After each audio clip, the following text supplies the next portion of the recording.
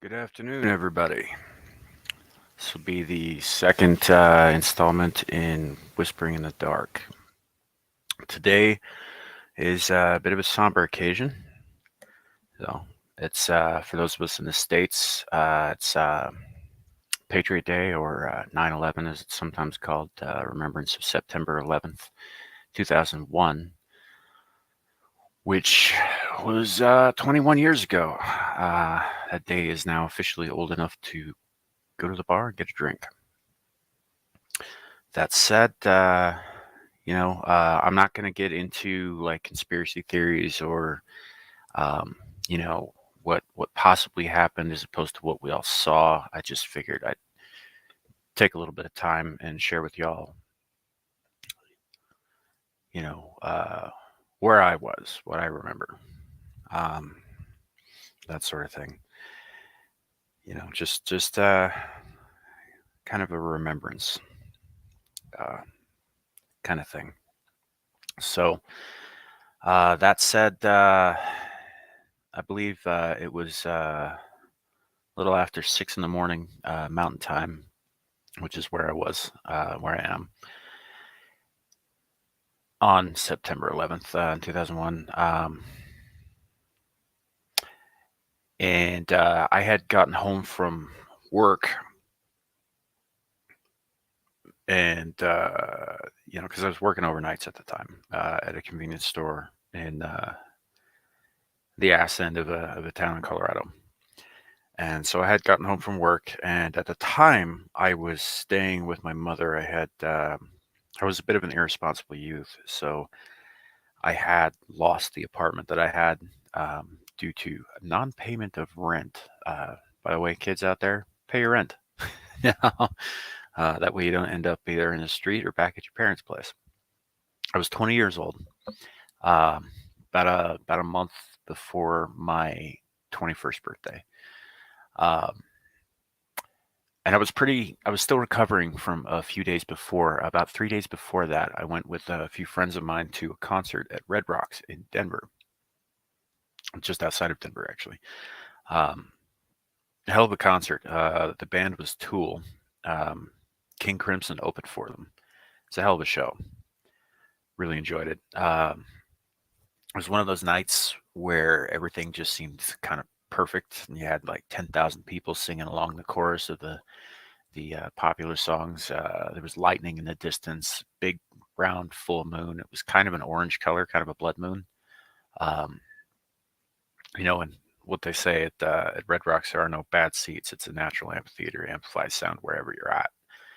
Um, and you get a pretty good view wherever you are. Obviously, up closer you see more detail, but still, it's a good venue. And I was kind of riding high on that, and and at that show, the lead singer of the band Tool took a moment to make a statement about taking what we experienced that night and going out and doing something positive in the world. Almost like he was foreshadowing, things to come. I don't. He had no way of knowing what was gonna happen in a few days. None of us did. Um,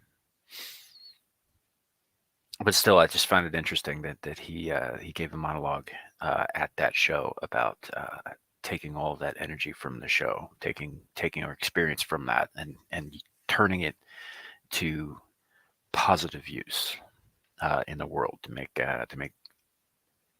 change for good, to help somebody, you know. And it was an interesting moment in my life.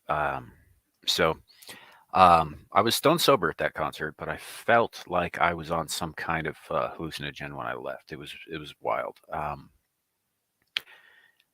and it was probably to this day probably the best show I'd ever seen. So fast forward a couple of days, I'm back at work. I was working graveyards at this convenience store, um, and we I got off work, um, got home, lay down on the couch, I was staying with my mother at the time because, like I said, I'd lost my apartment. And the way the couch was laid out was sort of along one wall, and at one end of it, against the adjacent wall, was the television set. So I'd lay with it, my feet towards that wall, and my head towards the other end of the apartment, so that, like if I were watching television or something like that, I could lay down and watch it just looking straight down. Um, so I fell asleep, and the next thing I know, my mother is shaking me awake and turning the television on, and I was like, "What the hell? I just got here. I just got to sleep. What's going on?" And she turned on the television in time to uh, see the second plane hit the second tower, and we watched live from then on, and then with the collapses and all that. Didn't find out till a little while later how many people were in those buildings and the surrounding areas. Um, I have the number here, but it's still a little unbelievable. 2,996, very close to 3,000 people, men, women, and children. Uh, and that was a dark time. You know, um, and obviously, all the stuff with Al Qaeda and the Patriot Act, and the wars that we got into afterwards. All of that stemmed from a lot of that stemmed from that moment. And however it happened isn't the important thing. And you'll notice, by the way, the image that I'm using in the background here is not um, one of the towers being hit or burning or collapsing or any of that stuff. It's one of them sort of standing out like a shining beacon of civilization. And I use that image on purpose because I think that if we're going to remember the day, we need to remember the towers as they were. Obviously we need to remember what happened to them, but um, I think you go anywhere else online right now, and they will show you all of the horrific images, all of the destruction. Um, we're not doing that here today. I think that's a little morbid. In the same way that I think wearing a cross around your neck to express your faith is also a little morbid. I don't have an issue with having faith or anything like that, but the cross is an instrument of torture and death. You know, it's it's a little much for me. It's funny given my thumbnails, I know, but uh, so I would rather that while we discuss this, we remember the towers as they were, and I chose this image in particular because the way the sun hits it hits the towers, they light up. They're almost golden, you know, uh, monumental, if you will. And I like that image. I prefer that image to the fire. Yeah. And we're not going to drag this one out. This is just the kind of thing I think needs to be said. We need to talk about where we were. We need to remember it, but we also need to remember what those towers stood for. I mean, obviously, there are all kinds of shady shit in the background. There always is. You know, let's not focus on that though. Because what the World Trade Center represented, while it did represent some globalist interests, it also sort of represented New York City, which is an American city and not just any American city. For a long time, it was the greatest American city and possibly the greatest city in the world. The place where people from all over the world, and their descendants and their ancestors, and their, could come together and be part of one sort of community. And again, I don't like that word, but they could. It was a bringing together of people, not a dividing of them, which in the purest sense is a good thing. It really is. And I think that that's what these towers represented, at least to me. Um, Now, I'm not a New Yorker. I wasn't there, obviously. I I don't believe I had any friends or relatives in the area at the time. So take that for what you will. But I am an American, and every American felt that day. Um, Very few of us who were alive at that time didn't. And I mean, it's weird too because my oldest kid was born the next year. So she's actually too young to remember any of this because it happened before she was born. That's a little weird to me.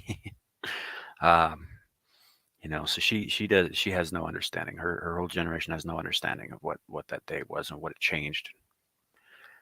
You know, um, and it did change. It started a cascade of changes in this country that I think are not necessarily for the better.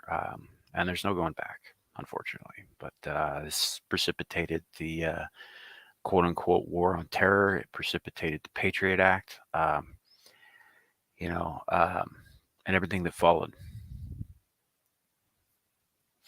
You know, Not to get super political, but yeah, everything that followed. Sort of the birth of a new era in this country, and not just this country, but in the world. Because I know that there are those outside of the U.S. Who remember this as vividly as we do, just because it was so shocking. It felt out of nowhere, you know. And I know that there was a pretty heavy anti-Muslim sentiment in this country for years after this, um, given who was on those planes, or at least who was claimed to be on those planes. Again, not getting into conspiracy stuff, but the fact is the entire country turned against its Muslim population. Much in the same way, actually, that we turned against our Japanese population, uh, excuse me, during the Second World War. Um, you know, uh, and it was a real dark time for American Muslims too, because the thing that I think a lot of people forgot was that they weren't just Muslims. A lot of them, they were Americans too. This affected them just as much as everybody else. Um, and those of you who followed me know that I spent a lot of time on the internet with a couple of Muslims in particular. Uh, Give them a shout out here: the Exiled Lioness and the Hijabi Gamer, both. Check out their channels; they're great. Um, Part of the reason that I started to get to know them, um, not just them, but in the online sphere, uh, is because aside from really liking their content, they both do some great content. I didn't really know that many Muslims personally. There weren't that many where I was from. There were a few. We had a large university in that town, and we had a lot of people on educational visas from a variety of countries around the world. I remember at one point, years later, I was working at a government facility down there, which was catty corner from a convenience store, and I knew the clerk. And so I got off work and I went over to visit with the clerk, and three young men stopped by. It was, probably 2 o'clock in the morning, and they weren't drunk or anything. I mean, they were Muslims; they don't drink. But they were all students, and each of them was from a different country. I wish I could tell you which countries they were. I don't remember all. I think one of them was from the UAE. Um, One of them was from Yemen, I think, and then I don't remember where the third guy was from. I wish I could tell you their names. I don't remember those either. Um, and I had never really been uh, around a lot of them. Like I said, there weren't a lot where I came from. so that you just didn't encounter them too much. And so I had some questions, and this was, I'd say this was probably in '04, so a couple years after this. So I had some questions, and I started asking some questions about things, Sharia law, about how they felt about this and that sort of thing. And some of the answers really surprised me about a lot of that stuff, which I'm not going to get into too much here. But um, what it did do was it showed me that people are people all over. There's very little difference. In terms of like what people are. I mean, sure, you got your cultural differences, your religious differences, political differences, that kind of thing. But we're all people. We all bleed the same. We all feel the same things, and that kind of because I confess I was feeling some anti-Muslim sentiment myself, not to the degree that the country was, but to a point. And this helped get me past that, and it also helped me look at people on an individual level as opposed to you know um, just lumping in groups together, which was useful, you know, useful for communicating and connecting, and that sort of thing. And then I went to a again years later. I couldn't tell you exactly which year. I went to a presentation at my local library on the Epic of Gilgamesh, which um, comes from ancient times in the Middle East, specifically in Iraq. Um, before it was Iraq, mind you. Um, it's an old story. It's possibly the oldest hero epic, recorded hero epic on Earth. And the guy giving the presentation was Iraqi. Um, and there was one other young lady there in a wheelchair who she had the hijab on, and she spoke uh, a little bit when it came time for Q&A. And that was those experiences were probably the closest I had been around Muslims for many years. Um, you know, but during those times, they reinforced that people are people. So I'm not blaming Islam. Well, I'm not blaming Muslims for what happened that day. I don't think that's fair any more than I think it's fair to blame all modern Catholics for what happened to the pagans in the Middle Ages. You know, um, they weren't there; it wasn't their fault. They didn't do it. You know, that doesn't mean that I don't have an issue with the people who did do it, but I hold that issue with those people, and not with everyone who falls under that banner, the Muslim banner. Um, and I don't know. I kind of really don't know where I'm going with this. I just felt that it was important to remember the towers as they were, and remember what happened. And we should remember how it changed our lives. I mean, the Patriot Act came shortly after, and then again when it was renewed, and never repealed, mind you. It came with an unprecedented level of scrutiny and surveillance from the U.S. government on its own people. Um, and we can't ever get that time back, that time of privacy. I mean, it's gone, and it's changed us, as a people. Now, obviously, we're not as watched as those in, say Great Britain. I believe that London is the most surveilled city in the world, or one of them. They've got CCTV cameras, on every corner. You know, we're not quite that far yet, but the Patriot Act, which came from this, did allow a lot more leeway for government organizations to surveil their citizens. And I don't, as an American citizen, I'm not that happy about that. I don't think anybody should be. You know, uh, but it is what it is, and we are where we are, and this is where it began. You know, but it is a time to be somber. Obviously, I'm not making a lot of jokes right now, and to remember who we lost and what we lost. You know, um, and again, I'm not a New Yorker. I don't have family there, or I know a few people in New York, but most of them moved there years later. You know, and it was a dark day. It was,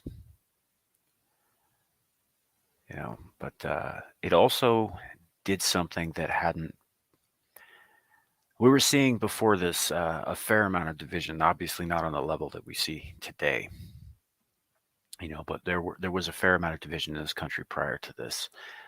And one thing that it did manage to do was bring the majority of Americans together, because nothing unites a people like a common enemy, like a common tragedy, even. We lost nearly 3,000 Americans that day, um, rapidly, unexpectedly, just gone. And it was shocking.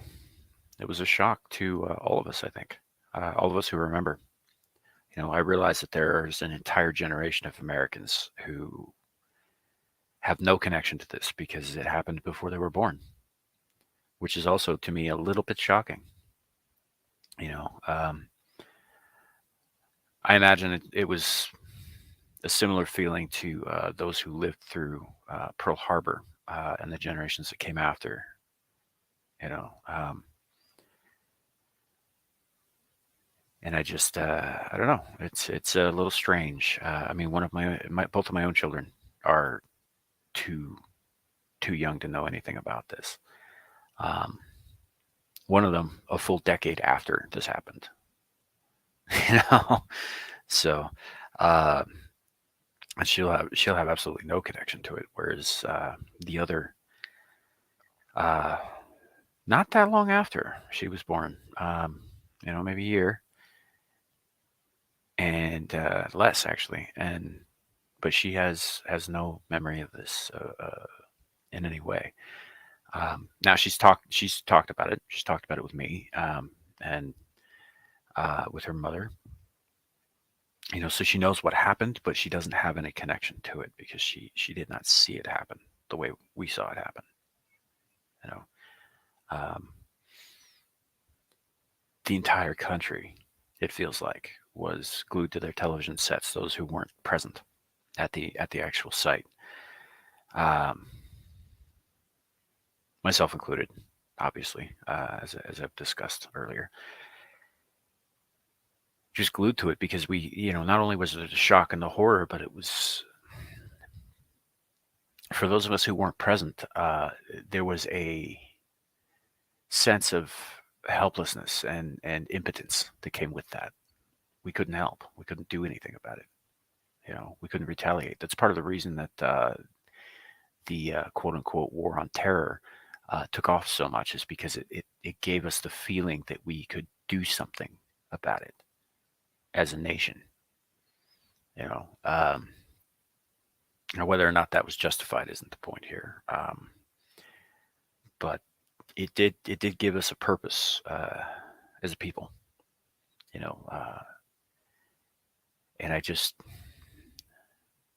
don't know, but we should remember that day, and not just the people who were in the towers when it fell, but everyone who was on site who ran towards it to try to help. You know, the ones who died, the ones who lived. Uh, I feel like this country has forgotten what heroes are, but that day we saw with our eyes what heroes are. You know, heroes that put the needs of others above themselves. Heroes are those who step into danger knowing that they may not come back. um, because they might be able to help. You know, we should be remembering all of them. You know, that I guess that about wraps it up. I'm gonna start rambling, I guess, at this point. So, but I just wanted to put this out there. Um, take a moment, if you will, and remember the fallen, and remember the towers as they were, as you see them here, and remember what we were on that day as a nation. So, all right, everybody. Have a good day. As best you can, uh, and take care. All right. Uh, this has been Samuel the Infamous, whispering in the dark. Goodbye.